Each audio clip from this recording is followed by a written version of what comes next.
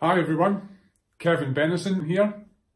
This is video 2 out of a series of 5 that I'm doing just on getting greater understanding of some of the requirements of the Lifting Operations and Lifting Equipment Regulations, or LOLER 1998. So video 1 was about appropriate supervision, and this video is going to be about strength and stability. Firstly then, just looking at what LOLER actually requires, and then we can break that down a little bit. So LOLER Regulation 4, which covers strength and stability, requires that every employer shall ensure that lifting equipment is of adequate strength and stability for each load, having particular regard to the stress induced at its mounting or fixing point. So we'll break that down in a moment. And then Part B of the regulation specifies that ensure that the load and anything attached to it and used in lifting is of adequate strength. So let's take that first part of the regulation first and break that down. Ensure that lifting equipment is of adequate strength. Well, of course, as a user, that essentially means quite simply that you are going to make sure that the load that you're lifting is within the rated capacity of the equipment being used, and of course you're using the equipment in the correct manner. So it's configured correctly. Then actually you just refer to the capacity charts for the rated capacity in that configuration and make sure that your load doesn't exceed that. The complete load, of course, and thinking about things like the hook, block and lifting accessories as well. The manufacturer has already determined the equipment's strength, then given you information on its strength, and that's what you as the user follow. Providing it's regularly thoroughly examined and used correctly, then there isn't really anything that's likely to be detrimental to its strength. Then the next part of that, well, stability. Of course, when you've got a tower crane, when that's erected, its stability has been considered within the erection, within the design of the base, whether it's been tied in, these kind of things. But when you're using mobile equipment, there are more things to pay attention to, such as, of course, ground. And then how you actually set the crane up.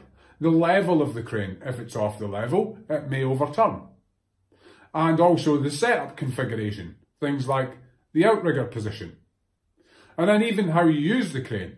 If you use the crane erratically, potentially it could cause overturn. And high winds as well. So there are a number of things to think about with regards to stability of the equipment. Then this part is the part that people often get a little bit confused about. So having regard in particular to the stress induced at its mounting or fixing point.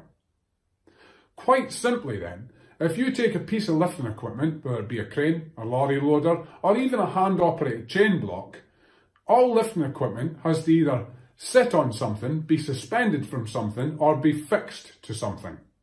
So if you think of a simple example like a hand-operated chain block, it may have a 3-ton working load limit, which essentially means you can lift a load of up to 3 tonne. But that all really comes down to what you're suspending it from, or what you're fixing it to.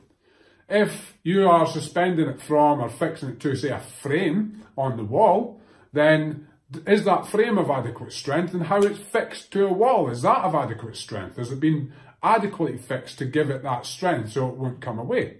If you hang that hand-operated chain block from a couple of bits of 4x2, that's unlikely to be strong enough to suspend that load. And then, of course, when it comes to a mobile crane, you're mounting it on the ground. So is the ground of adequate strength to cope with the loadings that will be applied? Part B of the regulation, then, is about the load, ensuring that the load is of adequate strength and indeed anything attached to it. So things like the lifting points. Are the lifting points that are on the load, are they of adequate strength? Now, if you've got a load that's actually been designed for being lifted, then the manufacturers will generally provide information on how to lift it to make sure that you're not jeopardising the strength or the structural capability of the load, or indeed the lifting points. The lifting points may be facing in a certain plane, so you've got to lift off of it at that angle, or indeed lift off of them vertically. Now, if a load has been in place for some time, you may need to look at perhaps getting a competent person to inspect the condition. Maybe even there'll be some non-destructive testing required to ensure that they're of adequate strength. Also, what else you got to think about with regards to the load, is it going to stay complete? Are there any parts that can fall off when you start lifting the load? And another point as well is thinking about the actual structural strength of the load.